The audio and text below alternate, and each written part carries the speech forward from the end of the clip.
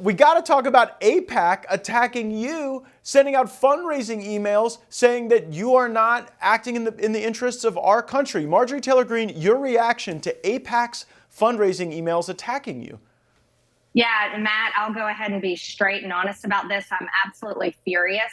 And as a matter of fact, AIPAC needs to register as a foreign lobbyist because they're breaking U.S. laws by donating to members of Congress and by taking them on a fully funded trip to Israel every single freshman member of Congress's year. They just took them over just recently and had them meet with the Prime Minister of Israel.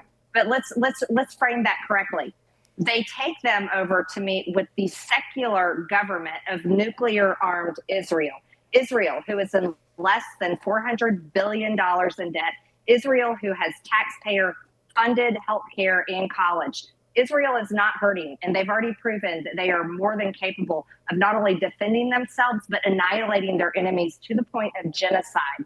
And that's what's happening in Gaza.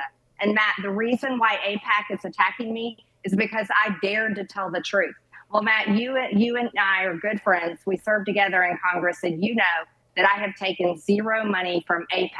As a matter of fact, I am so unapologetically American. I have a sign on the door of my office that tells all lobbyists, foreign lobbyists, to stay out of my office and that they have to follow the law.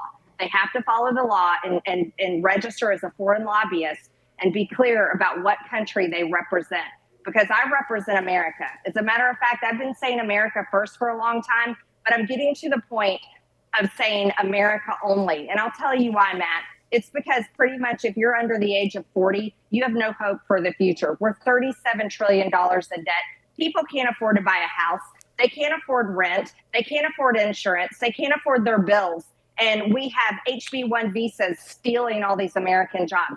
And I'm sick and tired and fed up with it. So if AIPAC, who donates, by the way, to more Democrats than Republicans, as a matter of fact, they're all for Democrats, but they do donate to Republicans as well. But listen, if AIPAC wants to come after me and accuse me of betraying my American values, AIPAC, you know what? You can bring it on.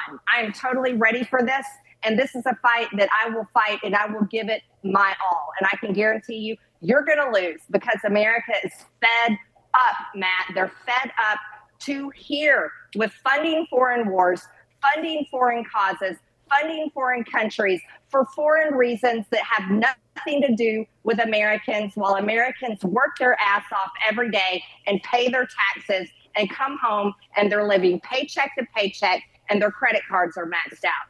I don't care anymore. I honestly don't care. So I'll burn this bridge to the ground and I will let the flames light the way. And because this is a fight that needs to happen. If we were still in Congress, I would just say I associate myself with the comments of the gentlelady from Georgia, because everything you said there is factual and true and at times unpleasant for people to hear. I would proffer that about 75% of the Republican majority is beholden to AIPAC in their votes on these questions.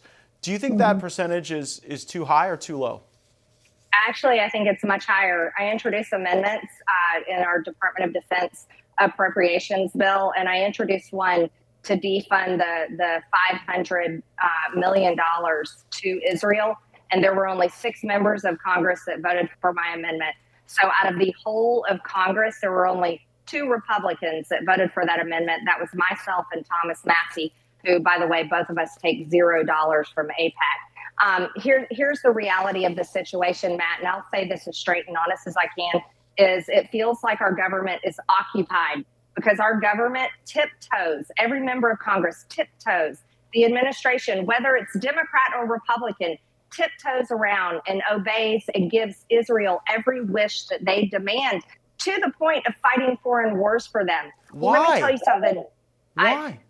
For one verse in Genesis, they are all held and beholden to the verse in Genesis that says, bless those who bless you and curse those who curse you. Well, God was talking to Abraham. He wasn't talking to the secular government of Israel.